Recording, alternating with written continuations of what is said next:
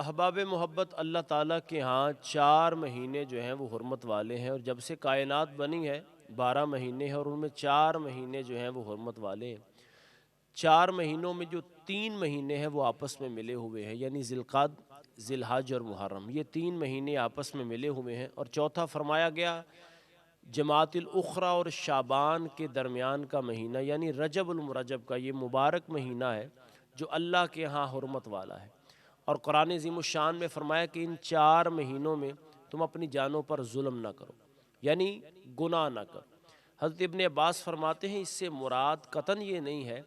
کہ ان 4 مہینوں میں گناہ نہیں کرنا اور باقی مہینوں میں کیا جا سکتا ہے، کسی کی سوچ اس طرف نہ جائے۔ فرمایا یہ 4 مہینے وہ ہیں کہ ان میں اگر بندہ گناہ کرے گا تو اس کی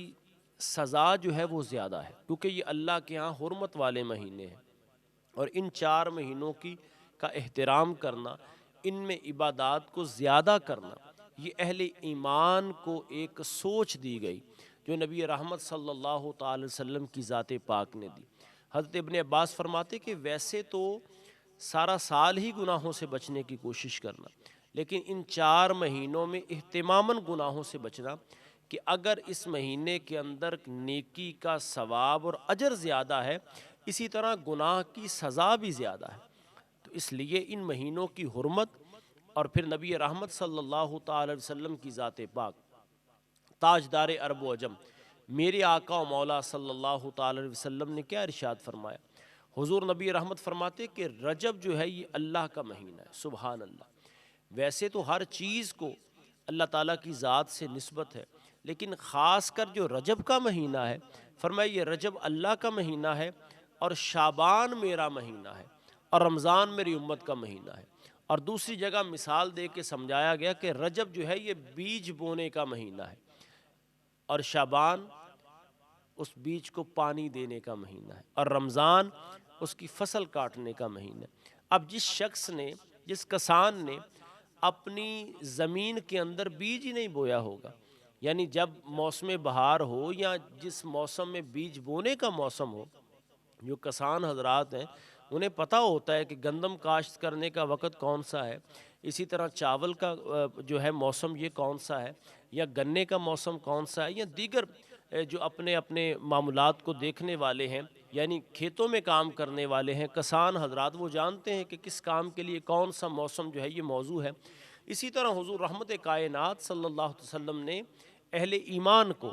اور اہل محبت کو اور اپنے غلاموں کو ترغیب دی، اور حضور نبی رحمت صلی اللہ تعالی وسلم کی ذات پاک نے ہماری دستگیری فرمائی۔ فرمایا جو رجب کا مہینہ ہے یہ بیج بونے کا مہینہ ہے، یہ بڑا بہترین مہینہ ہے۔ یوں آپ سمجھئے کہ نیکیوں کی کھیتی کے اندر یہ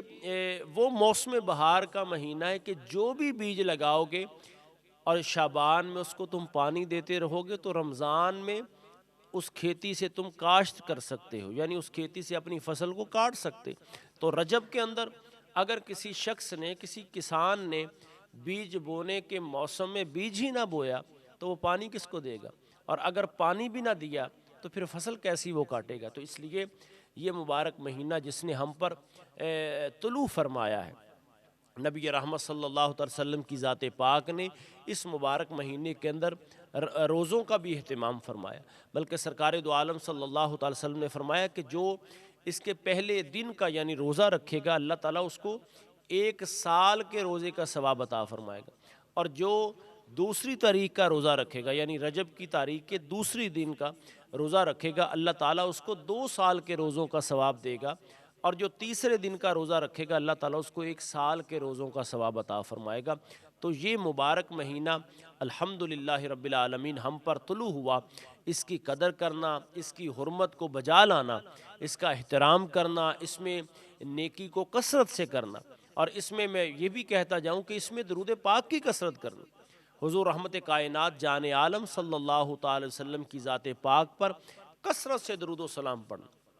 کیونکہ اس مہینے کو نسبت اللہ کی ذات سے ہے، اور اللہ تعالیٰ کی ذات کس کام سے خوش ہوتی ہے؟